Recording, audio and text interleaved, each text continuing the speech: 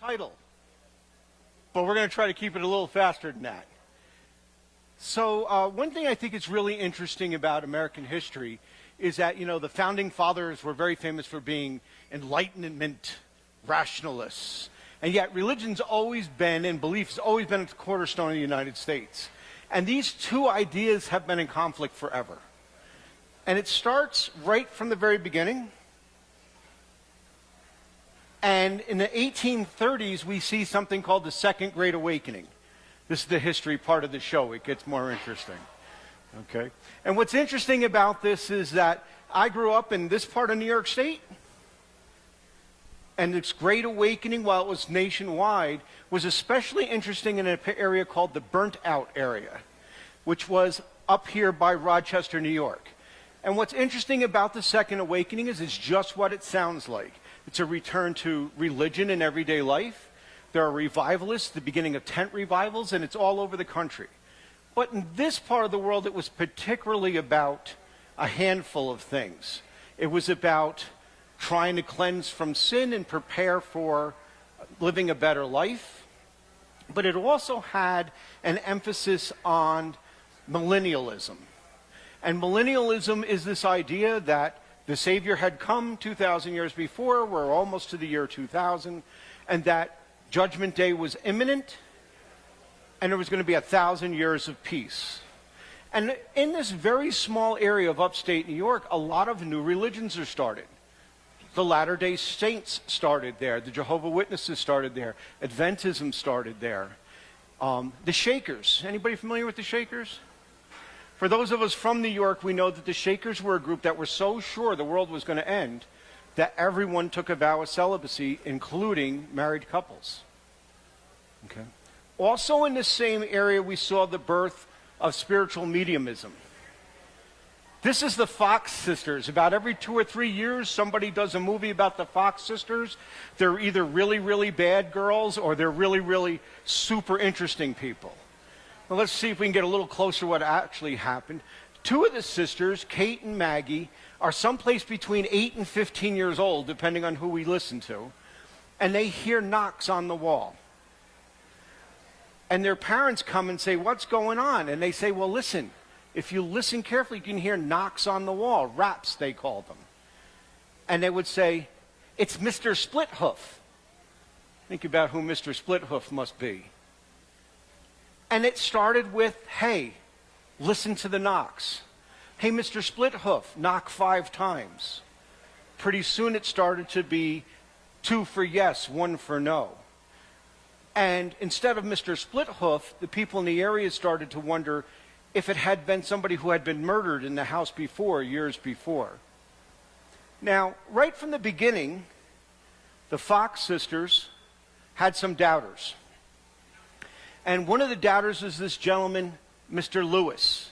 And so he comes up to this part of the country and he does interviews, sworn interviews, with 20, 25 people from the area. And one of the reasons he does this is because one Quaker family was very, very interested in the Fox sisters, and what they did is they had a public seance. Mr. Fox gets up there, he talks to about 20, 25 folks, and everybody tells almost the same story. And everybody's convinced that what they saw was real. And so he self-publishes this book. And in this book, which you can find on the internet as a PDF even now, he has all the sworn testimonies, and he concludes that after talking to all these folks, he didn't know what happened, but it must have been supernatural. Pretty soon, spiritualism spreads across the U.S. It starts with the Fox sisters, and more people get involved. And you know, I very rarely use notes, but I want to make sure I don't miss anything here with this list. Not long after the raps, there was something called alphabet boards. I know you're thinking the Ouija board that was up here originally. The Ouija board was a game put out by a game company, but it was based on this experience. And so there would be an alphabet, and questions would be asked of the spirit, and it would people would hold on to the little pointer, a couple of people, and it would move, and it would move to give a message.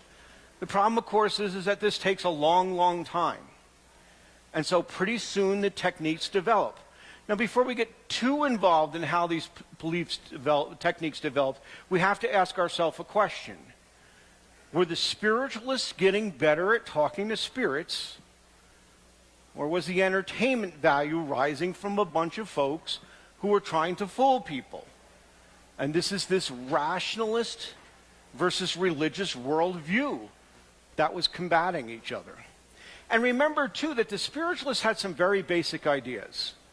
One was that the dead could be reached, that they didn't necessarily go on, that they were in a parallel plane which they moved through, and that they could be consulted and got information out of.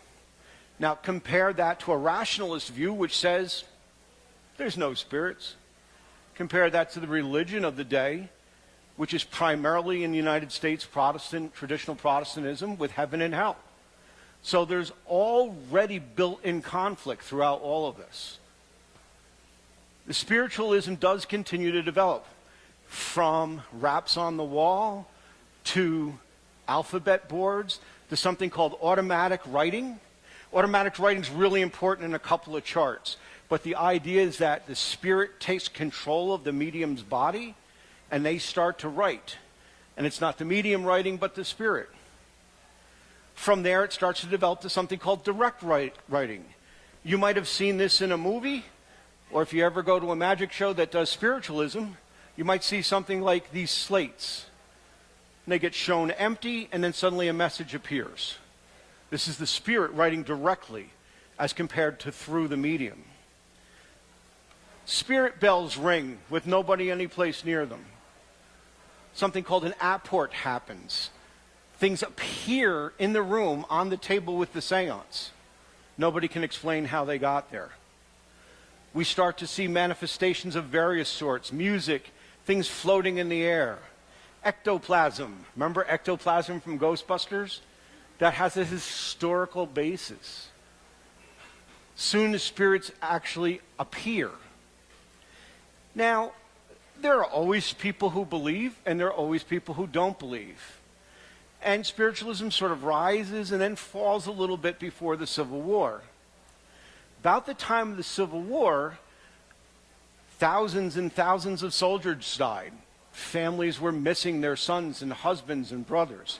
And people wanted to reach out. And we saw a little bit of rise in the interest in spiritualism. Now, this is interesting because about the same time, skepticism really starts to hit. And let's give you an example. We have this idea of spirit photography. Now, to us, photography is a fact. Even today, people say, there's a picture of it, it must have happened. And there's no way to doctor a picture. And so the spiritualist sees this and use that. And again, I want to be clear that I'm not drawing a conclusion here. We'll talk about my beliefs at the end. But as we look here, if you look very carefully, we see a man at a desk and a woman's spirit in the background. We see a woman, and there's a couple looking over them, and it's Abraham Lincoln. Lincoln became a very important part of spiritual photography. So if you're a believer, you say, look, I have objective evidence.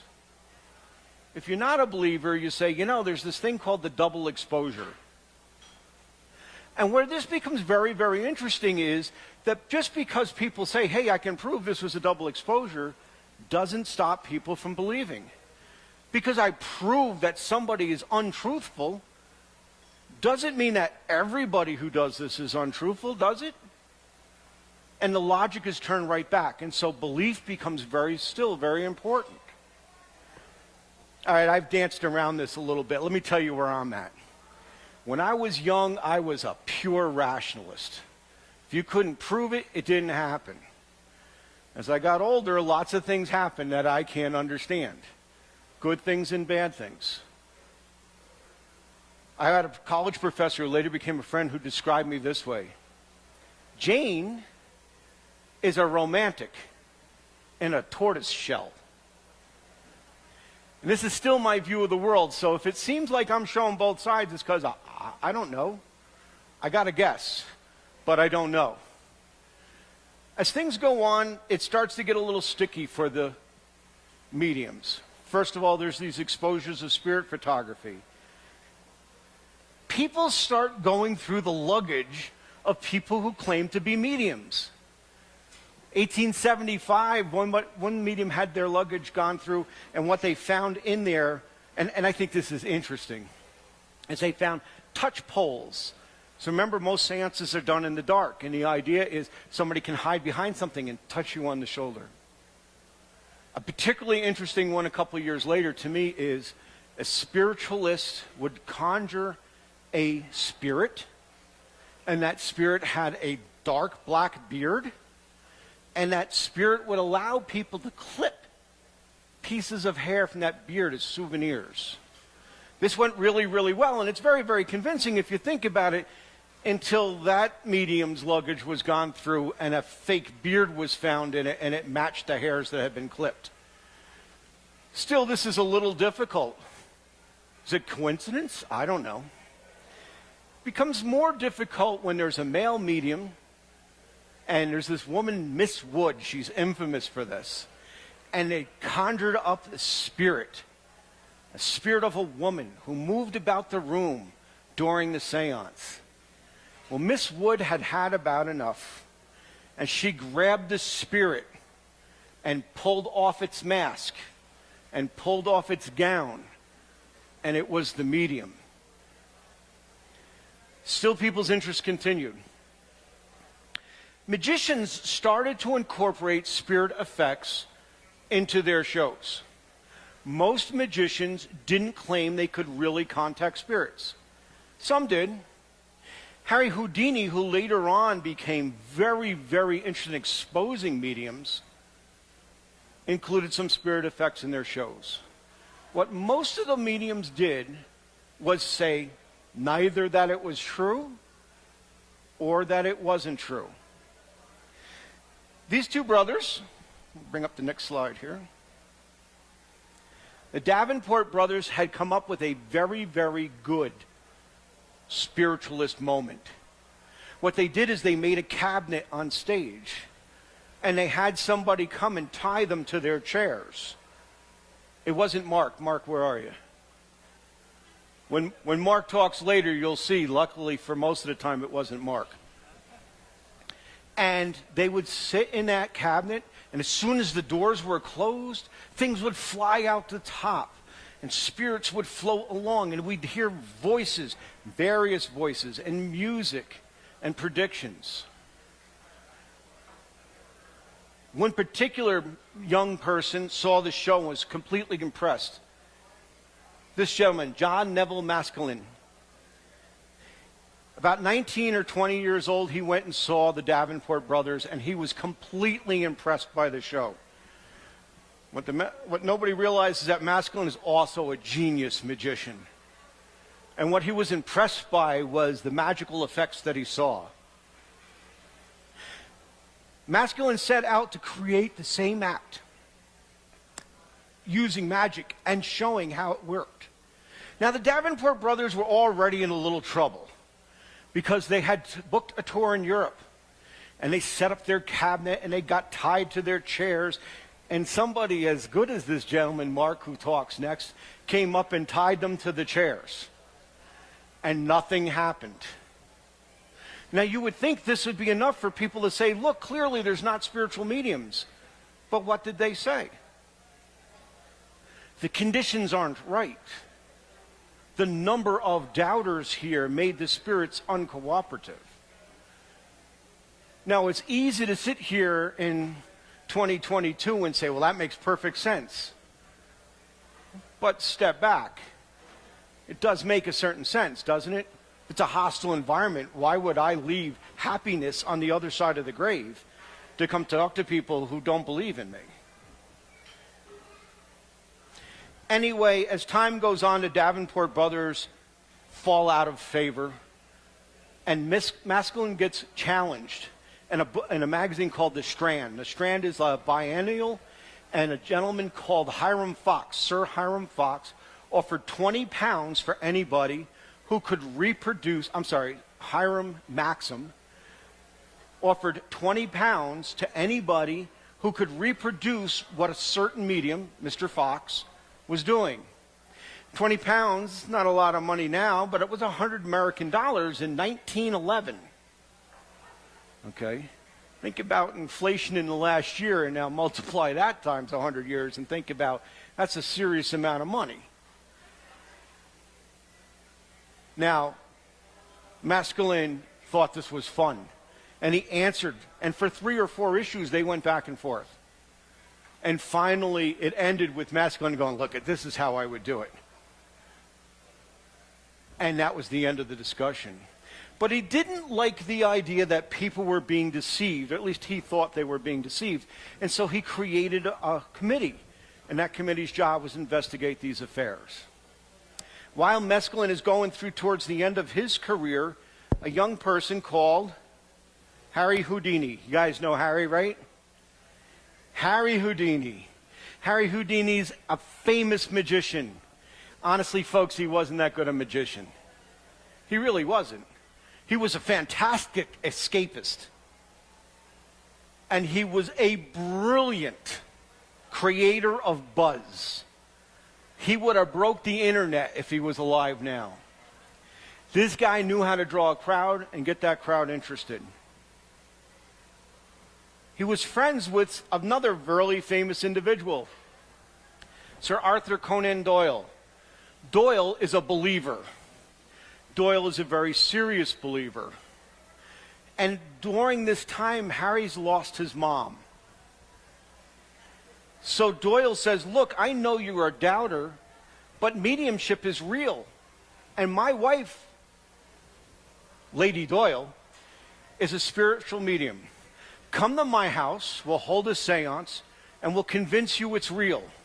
So they're friends. So a friend invites you to dinner. So you go.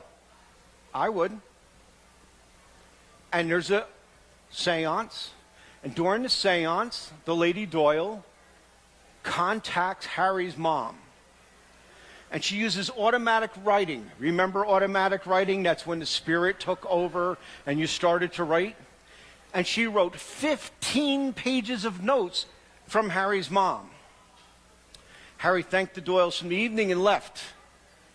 He didn't complain and he didn't expose anybody until Doyle started to tell the world that Harry believed.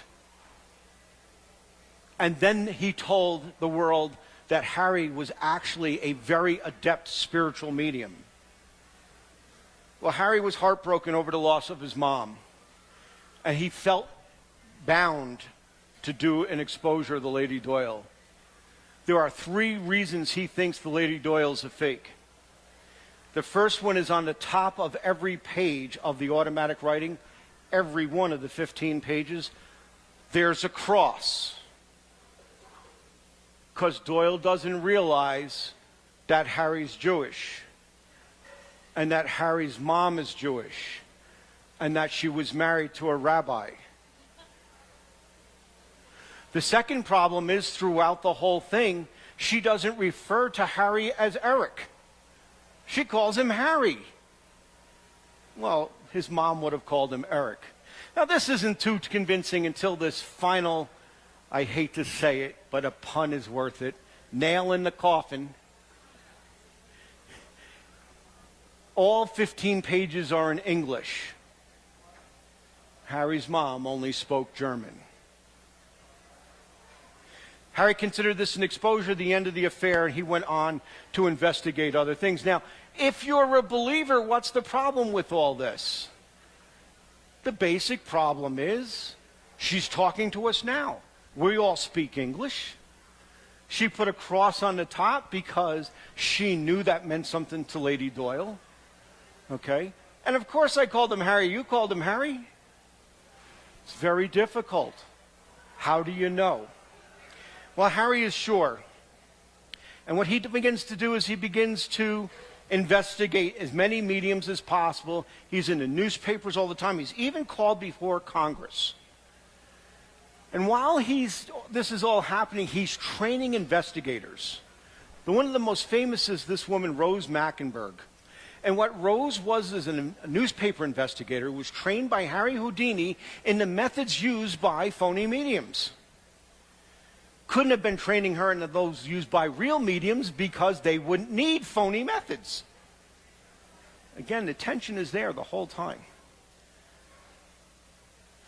Harry testifies before Congress. Congress is looking at a law. The law is going to outlaw mediums and fortune-telling in the District of Columbia.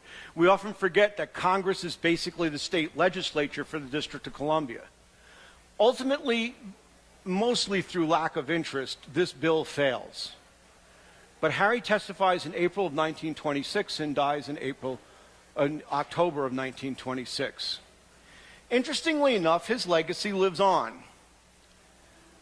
This path from mescaline to Harry Houdini to the Amazing Randy. Anybody heard of the Amazing Randy? Okay. Amazing Randy was a major contributor to a magazine called The Skeptical Inquirer. Okay. If you're a skeptical person and you want somebody who agrees with you, please read this magazine. If you're a believer, don't bother. Okay, because it can be pretty condescending at times. From the Amazing Randy, even Penn and Teller have done these exposés. So Jayne, you told me that you were a romantic and a tortoiseshell. What do you think about all this? Here's what I think. I want there to be a Bigfoot. I grew up in New York. Can you tell the nasal and there's no vowels? Okay. I grew up in New York, but I wanted to be a Bigfoot. In the worst way, I wanted to be a Bigfoot. And in my heart, I kind of believe there's a Bigfoot. But I won't really believe until they bring one back. So I can keep an open mind. I can be a believer. I can be religious. I am religious. I can be a rationalist. This will continue to be an issue. Go back to your history books and look at the many battles between hardcore rationalists and believers. This is an important part of who we are as a country. Thank you.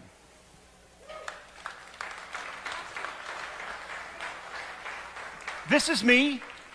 You can find me online, Facebook, and all over social media, except for TikTok. I did TikTok for a week and found out it's a lot of work. Yeah, so I have a plan to be on TikTok 2 or 3 times a day next month. Okay? No, it's true. I will. I want to do a real quick commercial. Sorry, Flip. The quick commercial is that a week from Saturday in Colorado Springs there's something called the Oddity and Bizarre Expo. And it will be all kinds of exhibitors, and I'll be exhibiting there, but I'll also be doing 2 shows on Saturday and 1 on Sunday. At Fritzy's Follies, there's a coming vaudeville show, and I'm doing that, I don't know, the 7th. And this is the big one, folks. If you get to Denver in June, to the Fringe Festival, I got a 50-minute show up there. It's going to knock your socks off. Okay. Questions? We've all picked a side. Yes, ma'am. What got me into magic? I was born into it. My father was a magician. His uncle was a magician. I have a daughter who helped me for about 2 or 3 years, and then she decided she wanted to go on to college. Get married, the whole thing. Yes? The best modern magician. How far back can I go? Like right this instant? Okay. You know, it's really hard. My personal favorite, of course, was Dad. And I think I loved Doug Henning. Anybody remember Doug Henning? As Doug Henning was happy. And he made the world a better place. I think right now, obviously, everybody wants it to be David Copperfield. I've met David a couple of times. Long story short, my sister asked him if she could have one of his chest hairs. True story. David said yes. My sister Kim, who's gone now, took these fingers and went. David doesn't meet people after shows anymore. I'm not saying it's Kim's fault. but I didn't get to meet him the second time after the show. I think right now, I love Chris Angel, but my personal hero is a guy named Jeff McBride. Jeff does all kinds of great magic. He's probably the greatest magic teacher of our time. And I've gotten to know him over COVID online, and he's just a wonderful human being. What else can I answer? Yes, sir. Yeah, nothing's changed. I mean, it really hasn't. Magic is magic is magic, and you know, they're basically the little kid that you knew in elementary school went around with a deck of cards and said, "Take a card," and didn't have any friends after the third time. Remember that guy? And then some of us tell stories, and sometimes the story is really short, and sometimes it permeates the whole show. For me, it permeates the whole show. One more. So, Flip has invited me, I'm going to give you this, has invited me to present a magic trick or two at most nerd nights. And normally I wait till after the break. But folks, I want to do one right now, and I want to show you how magic in general can be related to the idea of spiritualism. Okay? And up here the entire time, just sitting here has been a deck of cards. I'm going to ask you to just hold that. Don't open my deck of cards. I won't open it. Okay. And a spiritualism viewpoint of pick a card, every card might go like this. Spirits, of course, play with invisible decks, right? So a spirit gave me this deck of cards, and they asked me to throw it out in the audience. Paul, I know you, so I'm not throwing this to you. So don't jump up and catch the deck. Okay? The gentleman behind you, we talked before, but we didn't talk about what I was going to do, did we? Okay, I need you to get ready. You're going to catch this deck of cards. Ready? Everybody's a show-off. I need you to open the deck. You know it must be in a pack of cards, otherwise we'd have an invisible mess. Look at the cards. Do you see the cards?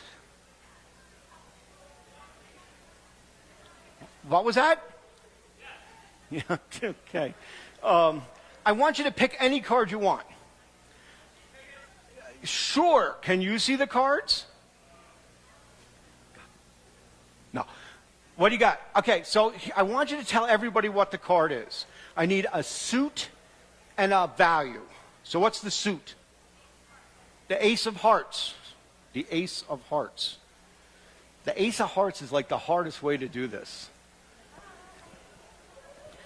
She thinks I'm kidding. I'm not kidding. It's really difficult. You said the Ace of Hearts? I'm going to let this dangle. Hopefully it won't fall apart. Oh, you got it? Great.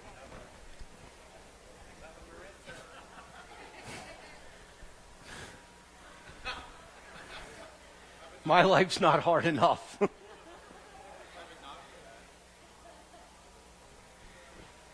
What was your card again? Now, what's interesting is that the spirits knew that. And the spirits took this deck while it was sitting here sealed, and they went through the deck, and they found your card. And sometimes this doesn't work, so if it doesn't work, I'm just going to go home. You think I'm kidding. The Ace of Hearts. The Ace of Hearts? Are you certain? Okay, let's make sure.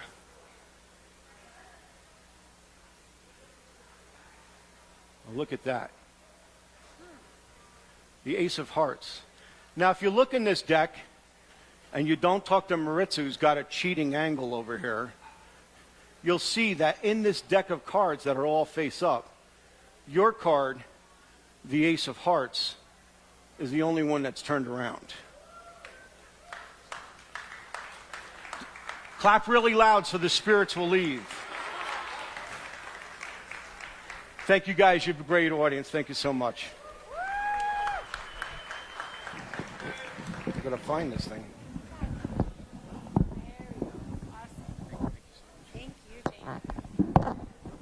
All right, people, let's give it up for Jayne one more time. Yes. Thank you so much. I learned quite a bit about mediums now. Oh, hold on. I'm going to forget this. Let's not forget this. I need this. Nope, wrong way. Boop. All right.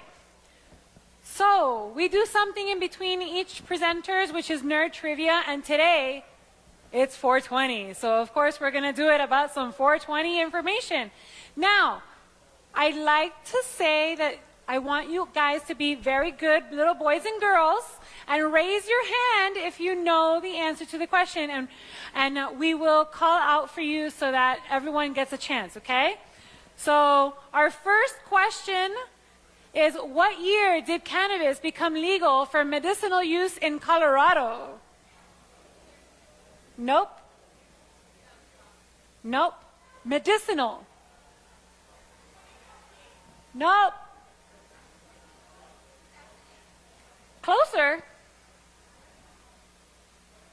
Nope. Everyone keeps saying 2013. It is not 2013. No. Oh, you guys. Nope. Nope. Nope. All right, that's enough. You guys need to do your 420 homework.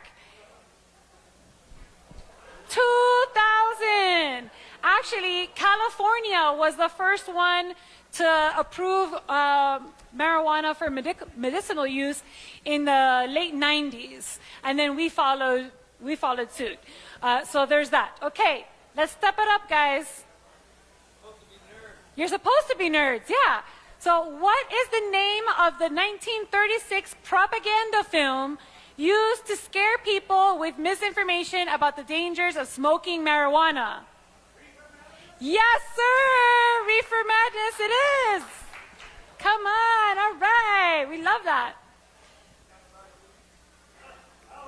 Now, true or false? In 2013, the state of Colorado switched mile marker 420 to 419.99 because people kept stealing it. True or false? True indeed. There you go. So, remember to follow, like, review, share us on Facebook. Remember that today we have our Facebook review contest. The last time I checked, we only had one Facebook review for tonight. So come on, guys. We have 2 Best of the West Wing Fest tickets up for grabs, $90 value. Leave us a nice review on Facebook, and you will be in the running. In the meantime, please go ahead and feel free to refill your drinks, grab a bite to eat, and mingle. Come and say hi to us. And we will be back in about 10-15 minutes.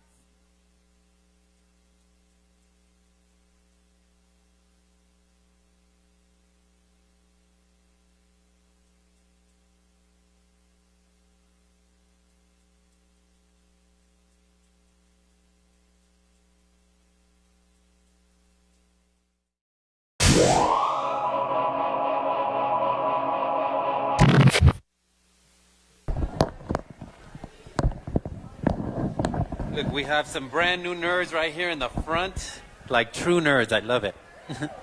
Even nerdier than the Emma. All right, so let's take our seats. I don't know where we're going to take them, but let's take them somewhere. And let's get ready for our next round and our next presenter. Do I need to change this again? Okay. My lovely assistant, I was her assistant before. You see how we're very gender neutral in assistants?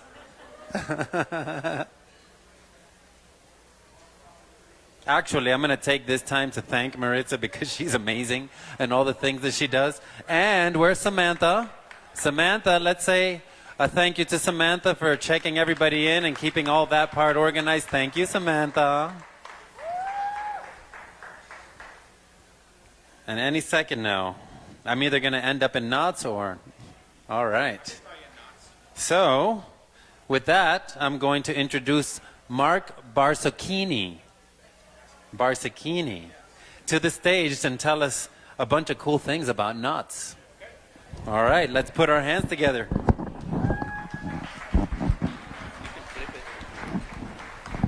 I can what? Down is forward. All right. So does anybody have an aversion to dad jokes? Because if you do, I recommend going back to the bar now, because you might skip some, and by the time you get back, you'll be sufficiently inebriated that you won't mind. So I got asked by Maritza to give a talk on something I'm passionate about, and I said, yeah, sure, why not? And then I thought about it, and I'm like, no, I really need something that's going to kind of tie the whole thing together. And so I thought about it, and then I started thinking that these people are going to look at me and say, that guy looks like, so let's just get that out of the way now, yes, I am. And that led me to the other part of the actual title of this, which is being naughty and nice. So, let me give you a little bit of background on myself. I started at the Battle of Trafalgar in 1796. No, I'm kidding. How did I get started? I started in the Sea Scouts, which is like Boy Scouts, but on water. So instead of going camping with a whole bunch of your guy friends, we went sailing on the San Francisco Bay with a bunch of our girlfriends, and it was invigorating. I went from California to Colorado. Didn't have anything to do with the boat. Color me surprised. And then my son decided to get into Scouts, and I started getting into Cub Scouts with him. They came out and said, here's a box. We need somebody to teach the boys knots. And I went, well, I know those. And so I cleaned up the box and started tying them. And as my ex-wife will tell me, if you come into the house now, if you stand still long enough, I will probably tie something to you, and she's not wrong. So what am I doing now? I have a company called Centennial State Knot Works. Does anybody know what that logo looks like? It's a pirate something. I stole it from the East India Trading Company. I don't think they'll mind. They've been disevolved for about 160 years. But I make stuff out of discarded fly fishing line, discarded guitar strings, and retired climbing rope. The tagline of my company is traditional sailor art with a Colorado spin. I am actually a member of the International Guild of Knot Tiers. So if you didn't know that existed, now you do, hence the useless knowledge. So, a little bit of terminology that I want to make sure we get out of the way first so that you understand when I start speaking about rope. There's an onboard ship. When you bring rope on board, it's called rope. And when you give it a job, it becomes line. So you will hear me use that phrase interchangeably because sometimes it's not doing anything, and sometimes it is. A working end is the one that you are working with. So if you've got a piece dangling here and I'm tying up here, that's the working end. The non-working end is down here. A bend is when I make it bend. And a turn is when it goes around something. Does that make sense to everybody? Fantastic. As they said in the old Mazda commercial, saddle up and let's go dancing. So, first, some knots to know. An overhand knot. This is a really easy knot to tie, and everybody knows it. The best part of about my outfit today is I don't have a single knot on me, and so for the knot guy, and if you do see a Subaru that says knot guy on his license plate, that would be me. And it doesn't mean not guy, it means knot guy. So it's called an overhand knot because you literally take one hand and put it over the other. So you go right over left, go through the hole, and you have an overhand knot. Piece of cake, right? Catch. Good catch. Just so you know, she's setting the bar, so pay attention because I will be throwing more stuff at you. Next is a square or a reef knot. Have you ever heard of that? Yeah. Do you know how to tie it? No. Why not? Why not? By the way, I'm just going to say, I was really, really tempted to have a drinking game where if I said the word knot and you didn't know if I meant K-N-O-T or N-O-T, you had to drink. But I wasn't sure there were enough Uber drivers to get all of you home tonight, so I figured we would just skip that. So a square knot, it joins ropes of a similar size. So what I've got here is a piece of hemp and a piece of cotton, and you start it off the same way. You go right over left, which is right over left, and then through the hole. So you're going to join This one's a lot easier to do when there's two longer pieces. So I got it here. I'm going to go right over left and through, and then I've got to go left over right and through. Now, do you see the difference in color? That's really, really important. Now, the first knot I tied, some people say that's a granny knot. No, that's not. And I'll show you that in a minute. This knot is easy to tie. It's called a reef knot. In fact, it was originally called a reef knot because that's what they would use to reef the sails. And reefing the sails means they pull them up to the boom, which was on the top, not on the bottom as you know it now. If you don't know anything about boats, buy me a drink. I'll tell you all about them. So anyway, here we go here. There we are.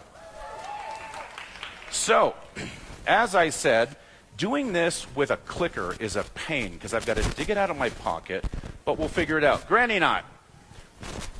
Originally, they don't believe it was called a granny knot. It was a granary knot, and that's what they used to tie bags with, okay? So what you would do is, does anybody remember how to tie a square knot? Go. That's exactly it. Left over right, right over left, right? So I've got left over right here, right? And then I go through. And then I'm going to do left over right again. And when I do that, it's going to look, well, technically wrong. I've got a book over there, and a person caught me reading it. It's called the Ashley's Book of Knots. It's what we call in the guild, it's our Bible. There are 3,600 knots and 7,200 illustrations, and yes, I've attempted to tie all of them. So we go left over right and come around like that. And then we go left over right again and come around. And the difference is that it starts to spin. Do you see how on the reef knot, this one went under and this one went over? This one went over. So this one, if you keep doing it, it just starts to spin up. This one will come undone really, really fast, and it will literally kill you. There you go. I'm not calling you a granny. I'm just throwing it to you. Does anybody remember the big push for paracord bracelets? Yeah, you remember those? You have one on right now? Okay, that, you want to know the secret? I'll tell you two secrets about that. Cue the useless knowledge once again. That is a square knot over and over and over again with a core because there's something that goes through the middle of it. If you want it to spin and make it look like a DNA helix, you tie that. You just keep doing left over right, left over right, left over right. And it creates this helix and just spins up. Now, do you know why they're called buddy bracelets? Those parachute cord bracelets? Why? Oh, you were saying, yeah, I know why. Oh, okay. The reason they're called buddy bracelets is that you could only get parachute cord in 4 colors. Green, white, black, sometimes blue, maybe red at the end. And the reason for that is that's all they had a use for. And what you would do is you would tie this bracelet out of that color, and instead of using the cool clasp, they would have a button that they would stitch on there. That button was the button to their BDUs. So when you're out on patrol, and the button, which always broke, and you're laughing because you know what I'm talking about, you had a replace. You could then take your bracelet apart, make a belt so your pants wouldn't fall down in the, and this, no, they didn't die, in the jungle, and then when you get back to your tent, you could then stitch on a new button, and that's where that came from. So basically the bracelet you're wearing is to keep your pants up. Okay, now I put that maybe here. All right, fantastic. Questions, comments, jokes? Let's go on. Figure 8 knot. Anybody know how to figure 8 knot? Figure 8 knot is basically the same thing as an overhand knot. You go right over left, and instead of going through, you go around it again. You go around the back and then come through. And when you do that, you get a figure 8 knot. This works really great for climbers. The purpose of this knot is a stopper knot because it looks really, really pretty like this, right? But when you use it on board ship or when you use it on a mountain and you want it to stop the rope going through a block and tackle or whatever you're using to climb with, it hits here and pulls tight. And now it doesn't look as pretty, but it has saved your life. So, Mr. NASA, you're shaking your head like you know what we're talking about. We'll go with that. Fantastic. All right, what do we got next? Oh. All right. Next knot is a bowline. Who's heard of a bowline? Fantastic. Do you know how to tie it? Do you know how to tie it behind your back? Do you know how to, guess not? Oh, you drink. Okay. I'm going to tell you another story about a bowline, okay? So what we're going to do first is we're going to create an overhand loop. And that means that the loop goes over the top, okay? So it's on top. Does that make sense to everybody? Now, here's the story. Pay good attention. The rabbit comes, and somebody laughed. Who laughed? You know this story. The rabbit comes out the hole, goes around the tree, and back in the hole. And you grab it and pull tight, and that's a bowline. Now, if the rabbit goes around the tree to the outside, which people ask me what happens if the rabbit goes around the outside, that's a French bowline. Perfectly acceptable knot, absolutely. But it just has different uses, and it has a tendency to get caught. This, just for the record, is my favorite knot. I tie this thing when I get bored. I find different ways to do it. There are not hundreds, I would say dozens of different variations of the bowline. There's a Spanish bowline that they would actually have 2 loops in it, and what you would do is actually then slide your legs through those loops and then tie another rope around your waist as kind of like a seat belt, and then they would take you to the top of the mast, which was anywhere from 80 to 140 feet above sea level. So that was always fun because you really needed to make sure that you knew that your knot was tied well. So this one's for you. All right. Sheet bend. Now, you'll notice that these knots start to build on each other, and there's a reason. Because if you understand why you're going to use something and when, then you can use it correctly. And that's the intention. I don't know what it was about knot tying that really got me excited. There was part of it that just kept me off the street. There was part of it that kept my hands busy. And to be dead honest, the idea of creating something pretty is kind of fun. Something useful, also fun, but something pretty is also important.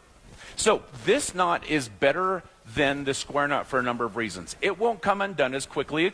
But the other thing is, with the square knot, if you use 2 different size lines or ropes, then that square knot is going to fail. But if you use a sheet bend, it won't. And the sheet bend goes like this. You come out, you come under the loop, you go all the way around, and then you go back on top of itself. And, I'm sorry, back under itself. I apologize. And then you pull it tight. Now, I can pull this as hard as I want. And since it's pulling against itself, it's not going to come undone. The purpose of this is simple. If I have a really, really big rope on board ship, and there usually are a lot of really, really big ropes, throwing that from one place to another is not going to work. But if I can throw something small and tie a sheet bend into it, then the guy who catches it can pull it and get that larger rope out there. So that's the purpose of a sheet bend. Highly recommended. Good to know. Now, a lot of folks, double catch. All right. A lot of these knots are the stuff that I would teach Cub Scouts. So this is stuff that 1st to 4th grade or 5th grade boys know. So if you don't know any of these, you should join Cub Scouts and learn how to sell popcorn, because I know you see them when you're at King Soopers. Okay. So, other knots. They told me I had 15 minutes. I've got a book with 3,000 knots. I was like, what do I pick? So, we're going to talk about a couple other fun knots.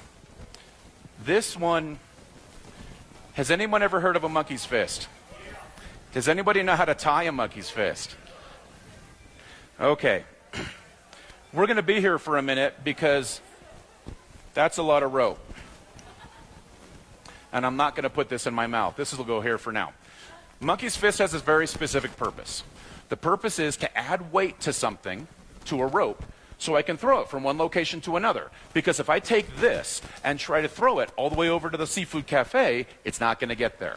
But if this if this ping pong ball, which is actually was actually a 1 ounce ball of chromium, I could throw it all the way across the restaurant and be okay. And that was the purpose of it. Back in the day, they needed a way to be able to throw rope from one location to another and do it reliably. The thing that throws people off about this knot is up to this point, I have been tying two-dimensional knots. Everything's been, I mean, you can pound on it and it goes flat. This one is three-dimensional. And as you can tell, I'm paying attention to it, but I'm talking to you. I've tied this a time or two. People ask me now, what is the point of this knot today? Again, it's basically decorative. I have tied them for self-defense classes, and where you have a 1-inch ball of chromium and about 12 inches of parachute cord that it hangs off of. And I'll tell you what, somebody comes up to you who you're not interested to talk to, once that hits them in the side of the skull, they're going to get the message pretty darn quick. Yes. So what we're going to do is you go around. The beginning of this knot is important because it needs to be, there needs to be enough wraps here to hide the ping pong ball. And you can see I'm just about there, which is just what I need to do. Then I need to go around this way. So if I start this way, then I need to go around this way and I need to go under it. And then I need to go over the one that I started with and under the one that I'm working on. And that's what throws people off. So what you do is you just patiently, and that's the other thing that I think really came to me from tying knots. I have 3 children. Biologically, I have 4 overall. And if you, again, buy me another drink and I'll tell you that story because that's a lot of fun. But learning patience is important. And doing this, you'll have to learn patience because if you don't, most people just get frustrated, they walk away, and they don't learn how to tie it. But this stuff, it comes in handy every single day. How many people have a problem with their shoes coming untied? Back here, back here, back here, here. Do you want to know why you have problems with your shoes coming untied? You're tying a granny knot instead of a square knot. If you tie that left over right and then pay attention to the right over left next, it won't come untied. I guarantee it. And if I'm wrong, I'll buy you a drink. With his permission, of course. But, what's that? But I would tie this and give it to my friends. It makes a great keychain. Now, it needs to be dressed. What we call dressed is just tightened down, but that is basically, nice catch. That is basically a monkey's fist. Now, you can keep dressing that, just keep tightening it. I want you to try to figure out which way it's supposed to go, and don't come to me if it comes untied. If it's done right, we'll finish it. All right. I need a volunteer. I need someone who doesn't suffer from trust issues to come up here.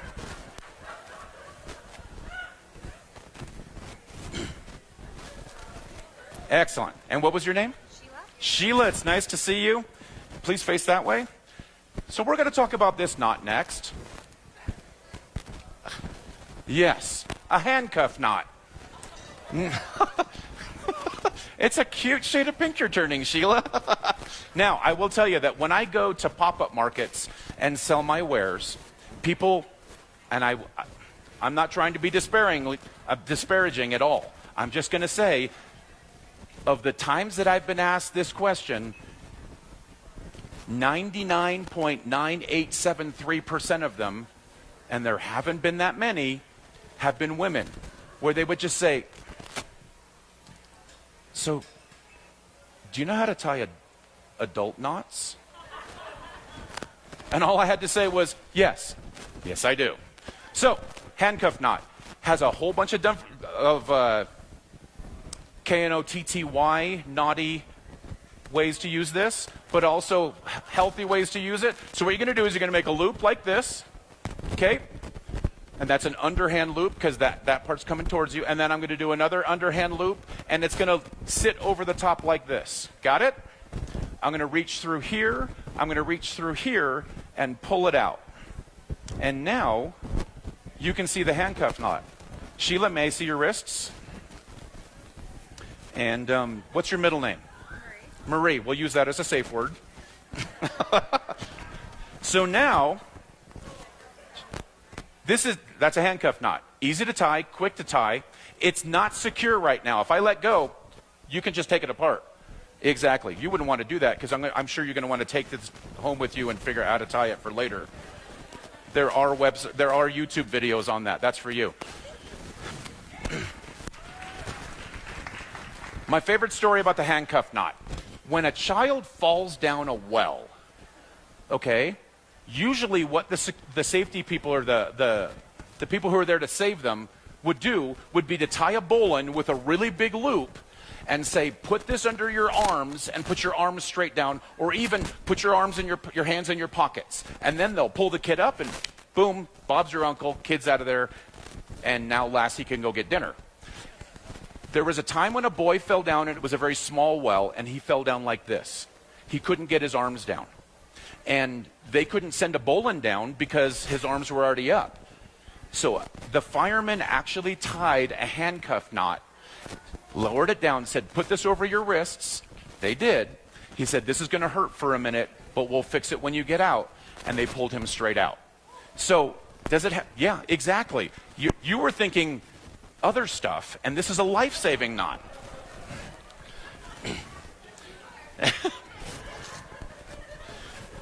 So, last knot of the night is probably my other favorite. It's a Turk's head. It gets its name because the British were really, really PC. And they said, that looks like a Turkish person's head because of the turban, and so that's how it got its name.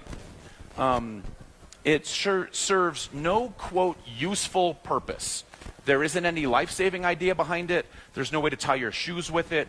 But it is one of the more challenging and decorative knots. You know what I'm talking about. Yes.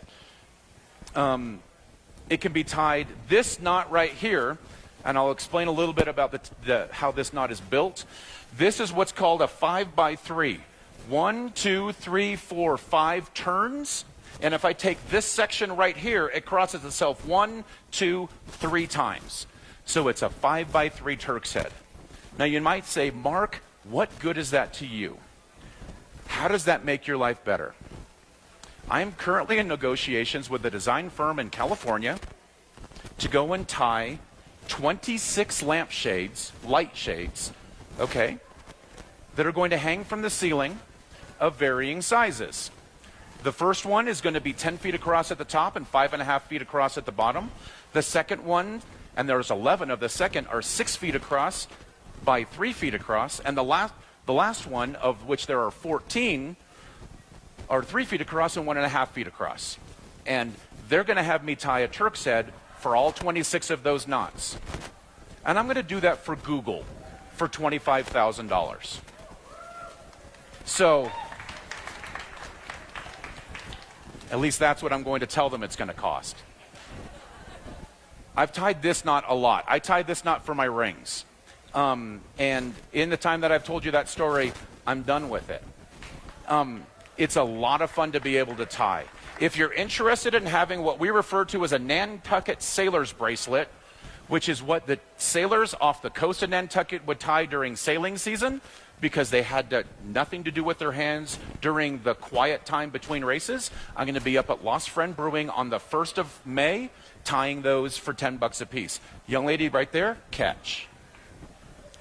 Good bounce. Anyway, those are my knots, and that's what I do. My name is... Cool, there I go. Mark Barsocchini. That's my contact information. If you have any questions, comments, or jokes, now would be the time. Go. Go. No, nobody knows how the Gordian knot was tied to Marcus Aurelius. Mark Anthony. He did the right thing. If somebody sits down and just says, look at this mess, untie that knot, and it's not a knot, just cut it. And I've got a knife that does that.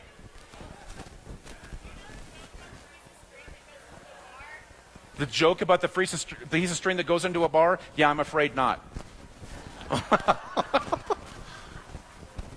Any other? Yes. Least favorite knot. I think of the one that I usually swear at the most. And that is a hitched mat. So it starts off kind of like the handcuff knot, where I put 3 loops on top, or 5 loops on top of each other. And then it comes over, and you have to come around across the side, and then go under, over, and then do a figure 8 in the middle of it. And it makes a gorgeous mat. In fact, if you want to see this mat, has anybody ever been to the Men's Exchange with Jayne Perry? Show of hands.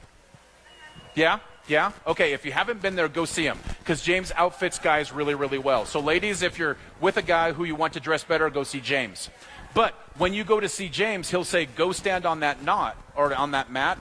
I made that mat for him.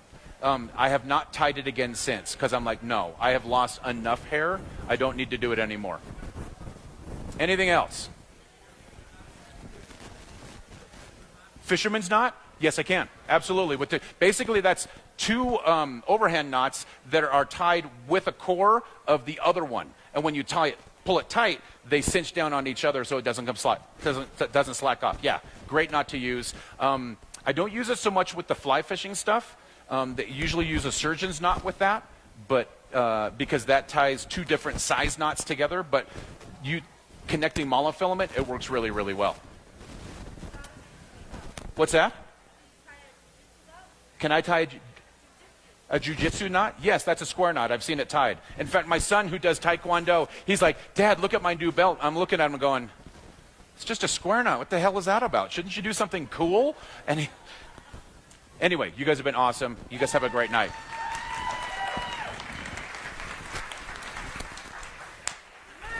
Can I tell them the secret? Tell them the secret. Tell them the secret? Tell them the secret. Okay, just for the record, we had dinner 2-3 weeks ago. 2-3 weeks ago. And she said, would you be interested in doing this? I said, yeah, that'd be great. She goes, great. July. I said, perfect. I got an email yesterday at noon. Can you do this? I didn't have a presentation. I didn't have the rope ready. And I looked at her and I went, yeah, why not?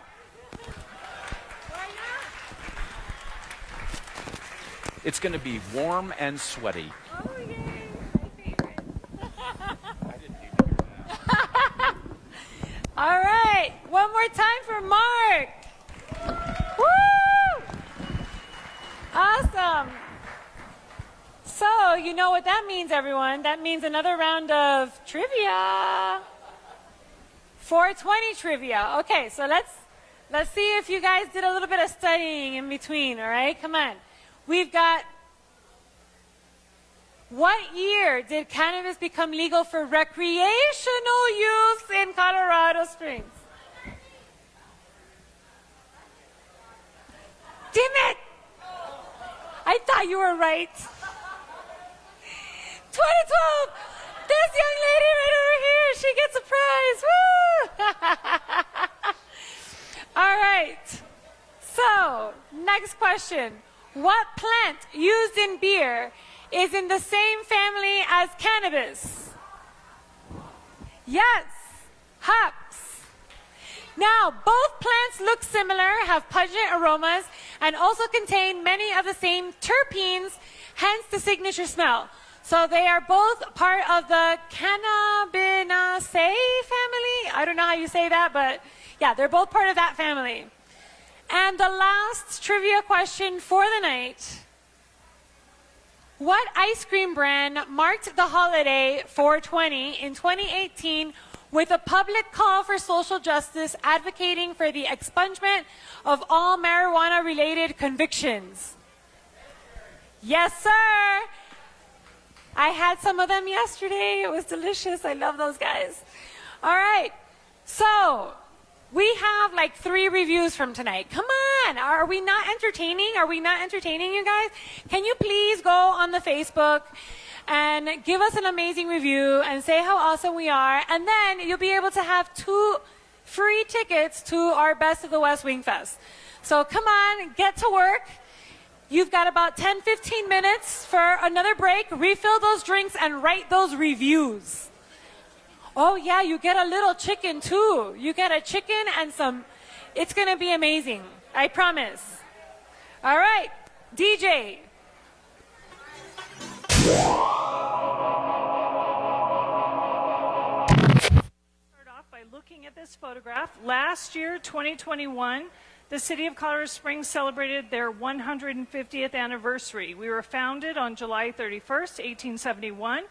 And this photograph, it's a little hard to see, but if you come to the museum, we have it in an exhibit called COS at 150. This photograph was taken on the day we were founded, July 31st, 1871. So when you look at this photograph, does Colorado Springs look like a place you might want to move to? What is Colorado Springs in 1871 missing that we enjoy today? Trees, buildings, people, etc. Whiskey. We were missing that in 1871, but we would find a way to get it really quickly. So we are unlike any other town in the West because we're not founded at the confluence of two rivers or two trails. We're founded as a result of the imagination of General William Jackson Palmer. He's a Civil War veteran. He works for the Kansas and Pacific Railway. He brings the railroad out to Colorado, and then he comes and visits this place. And he looks around and says, as soon as the railroad arrives here, a great health resort will be built. Does this look like a place that a great health resort might be built? We're missing trees and we're missing water. But he's an engineer, so he's going to find the solution to those problems. But he needs an organizing device. So he creates the Colorado Springs Company, which is essentially a management company. It buys all the land from the government, and then it sells it to colonists. So they call themselves the Fountain Colony. That was our name for 1 year before we became the city of Colorado Springs. So the Fountain Colony was just a device to bring people en masse out to Colorado Springs. And Palmer dreamed up, he realized that we didn't have any water and we didn't have any trees, but what we had was spectacular scenery. Pikes Peak, it doesn't get better than that. So he thought, I can build everything else. So the Colorado Springs Company is organized to sell land and memberships to people of good moral standing. What does that mean? You had to promise not to sell, distribute, or make alcohol on the premises, or you would lose your land in Colorado Springs. And why did they do that? Because they wanted Colorado Springs to be a place that people would come for their health, a place to start over. We were going to be the antidote to all of the problems of the modern industrial era. So think about pollution, industrialization, crowded cities. Colorado Springs was supposed to be the place that would have none of the problems inherent in modern America and all of the advantages of clean air and beautiful scenery. And we began to market ourselves. We called ourselves America's greatest sanatorium. There was no competition. We made it up. And we also made up some other things. Trying to lure people out here, we took hundreds and hundreds of photographs, like this beautiful photograph by William Henry Jackson, which, as you note, centers water, something we didn't even have, in the foreground, showing like this is a place you want to come and live. So we sent out broadsides and advertisements all over the world. We sent them to Germany and England. We sent them to Palestine. We sent them to South America. And we were selling ourselves on the idea that if you came here, your health would be improved. We actually told people that in Colorado Springs, our air was so pure, it was 100% aseptic, meaning no germ life could live here. It's not true. We were lying. We also said that our dirt had such a special composition that when it rained, there was no mud, and when the wind blew, there was no dust. Great 19th century advertising. Yes, wouldn't you want to live here? So Being a dry town meant that we weren't going to sell, distribute, or make alcohol on the premises. That was a way to get people to come. Like, this would be a healthful place to live where there would be no alcohol that would be incredibly unhealthful. And we went so far, as the Colorado Springs Company went so far, as to put it in every single person's deed of land that they buy. Anybody live downtown? I do. If you look in your land deed, go back page after page after page, there is a clause that says, intoxicating liquors shall never be manufactured, sold, or otherwise disposed of as a beverage in any place, in and or upon the premises, then this deed shall become null and void. Meaning, if you were found to be making alcohol or selling it on the premises, you would lose your land. And it's still in our deeds today. Now, does that mean that no alcohol could be found? When there's a law, do people automatically obey it? No. So, where did you find the alcohol? It turns out in a lot of places. One of them was at the corner of Pikes Peak and Tejon Streets, and it was called the Spiritual Wheel or the Wheel of Fortune. It was an anonymous building with no sign outside, and when you went inside, there was a hole in the wall. There was literally just a wall. You didn't see any other people. There's a hole in the wall, and you put money through the hole, and out would come a shot of whiskey. Now, this was discovered by Colorado Springs authorities, and they shut it down, so they just moved locations. And they got a little more sophisticated, and now they put in a roulette wheel. So you put your money on the roulette wheel, spin it around, and out would come a drink. You would never see the person who sold it to you, and the person behind the wall would never see who purchased it. Well, it turns out in 1873, 2 years after we were founded, two gentlemen named Crowell and McDowell, who were operating the Spiritual Wheel, it's essentially where Pikes Peak National Bank is today, they were shut down. They were threatened with 6 months in jail and a $300 fine. So they went to court and they began to fight the land deed clause, the dry liquor clause. Another place you could go to find liquor was any pharmacy in town, where you could literally buy alcohol on the shelf. How many pharmacies do you think we had? Dozens. Dozens and dozens. In fact, we had more pharmacies per capita than almost any other city in America. So you could go into a pharmacy and literally just ask for alcohol. Well, when Colorado Springs authorities found out about this, they had a test case. They sent a 6-year-old girl into a pharmacy, and she bought 6 bottles of beer. Yes, and then they arrested the pharmacist, or the druggist as they were called, and they put him in jail. He too filed a lawsuit against the Colorado Springs Company. So the pharmacist got a little more sophisticated. Now they said, all right, we can't sell liquor outright, but we'll hire doctors who will work in the pharmacies, and when you come in, you make up a fake illness, you see a doctor, and he'll write you a prescription. So the prescriptions you see here are for things like morphine and alcohol. You could say you had a hurt foot, you had a headache, you broke your finger. Any of these excuses would get you alcohol in a pharmacy in Colorado Springs. Now, one of the most outspoken advocates for a dry town was none other than E.J. Liller, who was the editor and publisher of the Colorado Springs Gazette.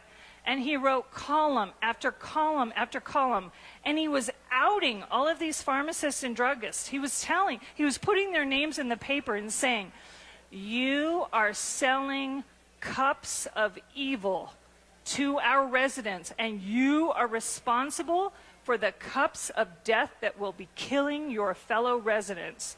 He was not a popular guy in Colorado Springs. In 1874, a pharmacist named Root, who Liller had continuously talked about in the Gazette, used his name and continued to embarrass him, actually killed himself. And then everybody turned on E.J. Liller. And suddenly they became pro-liquor.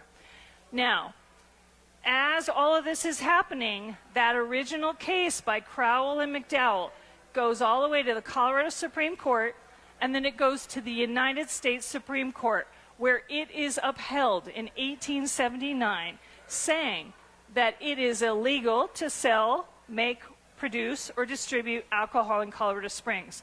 Unfortunately, the great teetotaler of Colorado Springs, E.J. Liller, did not live long enough to see this case adjudicated in the U.S. Supreme Court.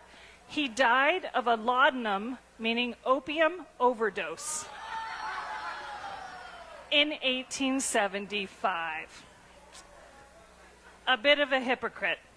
Where else could you go to find alcohol? It turns out, if you had enough money, you could go to the Antlers Hotel, where you would be sold.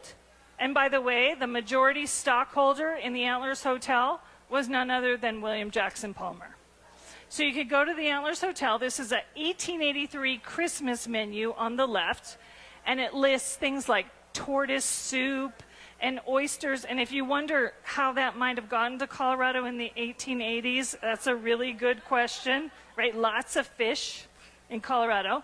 But one of the intermezzos was called a Roman punch. A Roman punch was a trick drink. It was really popular during the presidency of Rutherford B. Hayes and his wife Lucy. She was a teetotaler, but unbeknownst to her, the cooks at the White House got tired of drinking tea at all those dinners, and so they invented a punch that was filled with alcohol. But they called it Roman punch, and they told Lucy that it was made of lemonade. Instead, it was made of champagne and rum with meringue on top. So you could go to the Antlers Hotel, and you could always find alcohol. Or you can go a whole 2 miles west to Old Colorado City to one of the over 30 saloons 2 miles away. Colorado City, up until 1917, was a separate town. It was annexed by Colorado Springs. 30 saloons. In fact, there was one block that had no other businesses but saloons in the 1870s and 1880s. So Colorado Springs folks would simply ride their horse, walk, take a carriage over to Old Colorado City. This is a city directory listing some of those saloons. In fact, they had so many saloons that they had a problem on their hands, because the women in Colorado City were getting increasingly angry that their husbands, instead of coming home on Friday night with their paycheck in their pocket, were going to the saloons instead. So they formed the Women's Christian Temperance Union, and they protested, and they begged the authorities to shut down the saloons. So the Colorado City mayor said, okay, we'll hire someone whose job it is to go from saloon to saloon, 30 in all, and shut them down at midnight. But guess what? Nobody wanted that job.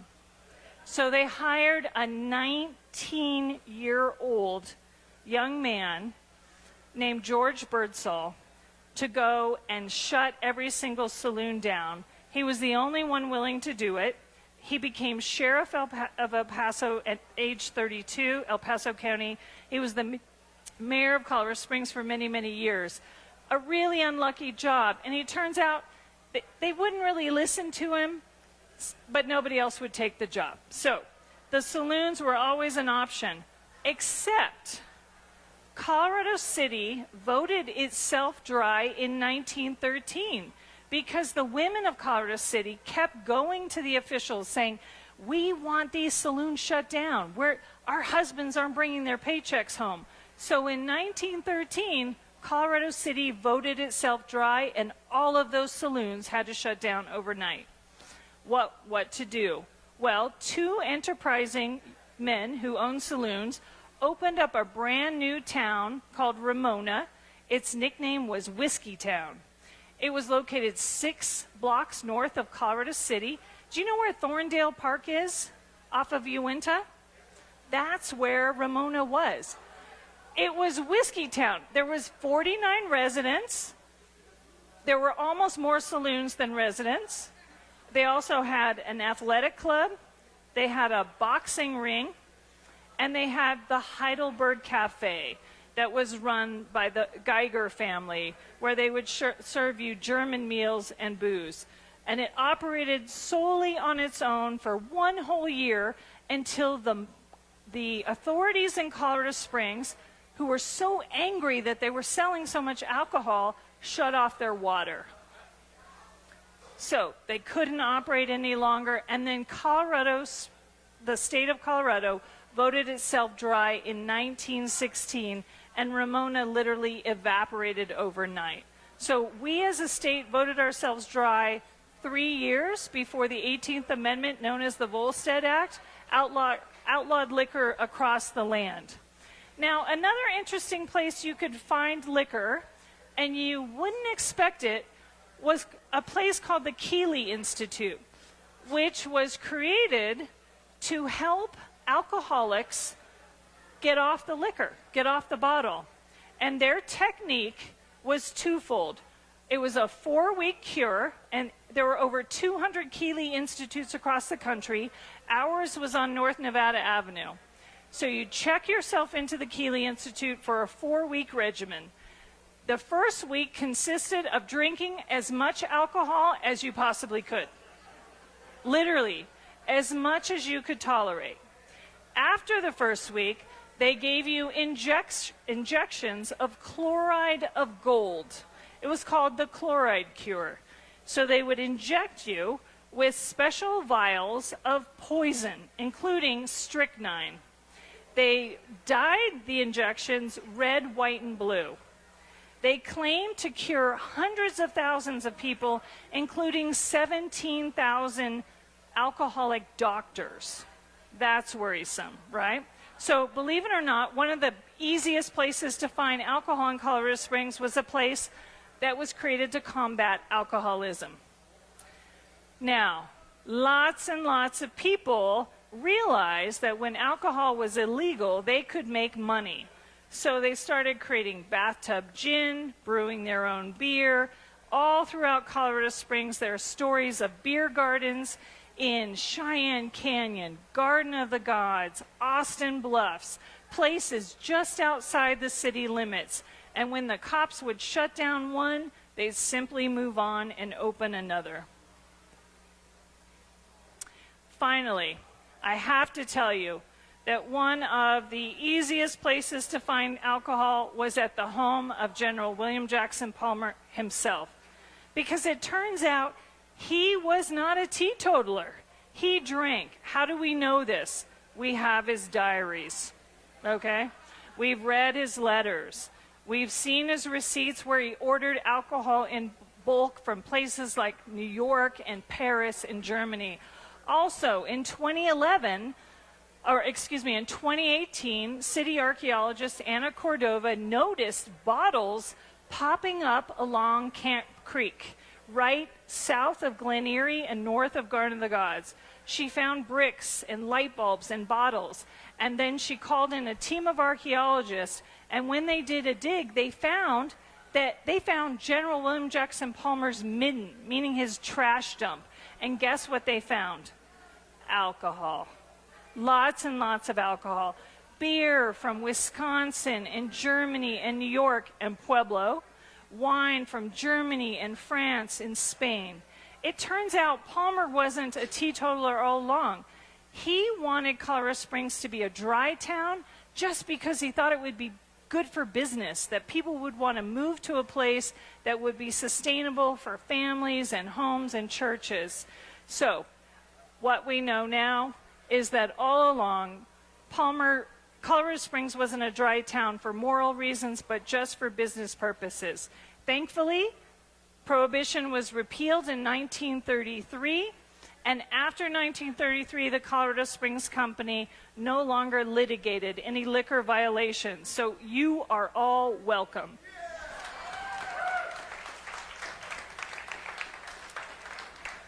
Does anyone have any questions? Yes, ma'am.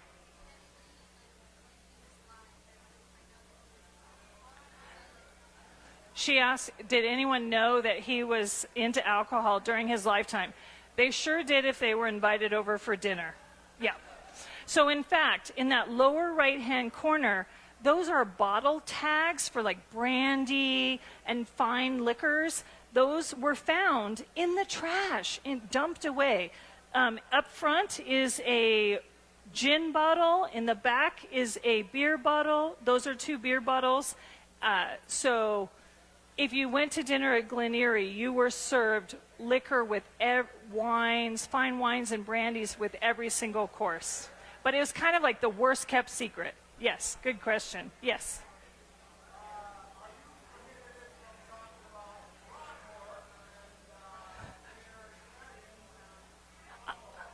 He asked if I'm prohibited from talking about the Broadmoor. I'm not prohibited from talking about anything at all. No. No.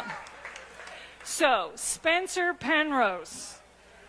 Oh, I need to come back to talk about Spencer Penrose because the stories about Spencer Penrose are wild. Needless to say, he hated prohibition. He stockpiled liquor. He served liquor despite it being illegal. And he was a notorious drinker, gambler, and frequenter of brothels.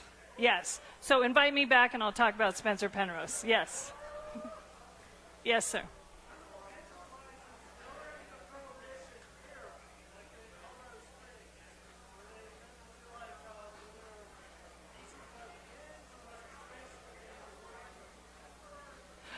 Oh, so where were some of the liquor enterprises during Prohibition?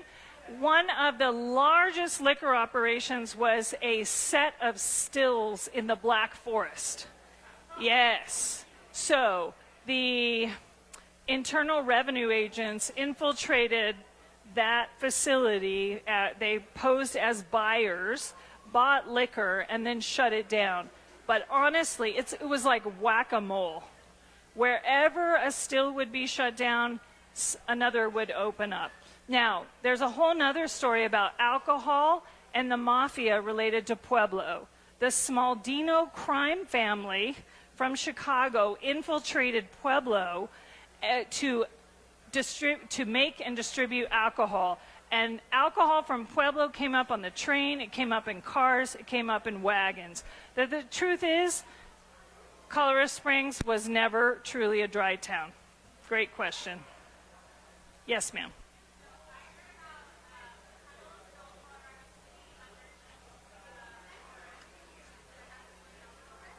Yes, so the tunnels in Old Colorado City were for alcohol and for gentlemen to access brothels without being noticed. Mm-hmm. So Colorado City was the place to be. Yep. Pardon me? Some of they're not really accessible anymore. The tunnels aren't really truly accessible, and they're definitely not safe. Yep. I did get a chance to see them many years ago. If I go again, we'll have a field trip. Yeah. Yes.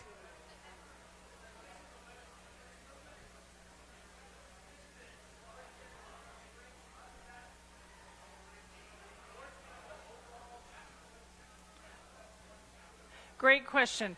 Did the Women's Christian Temperance Union start in Colorado Springs? It did not, but we had very active chapters. Emma Willard was the founder of WCTU, and there were chapters all across the country.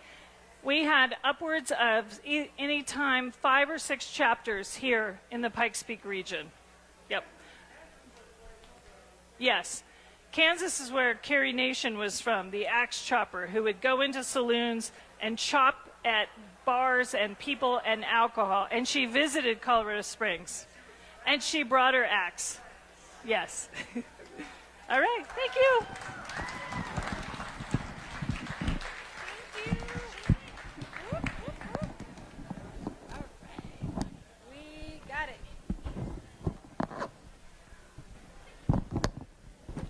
Thank you so much, Leah. Yes.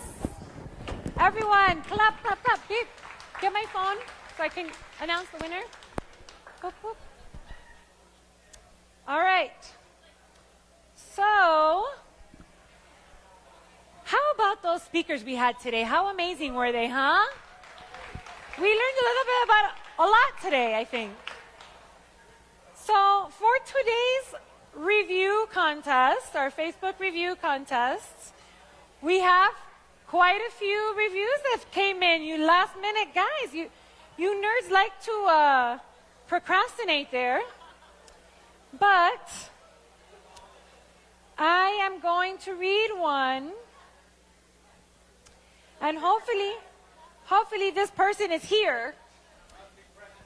Must be present to win, yes.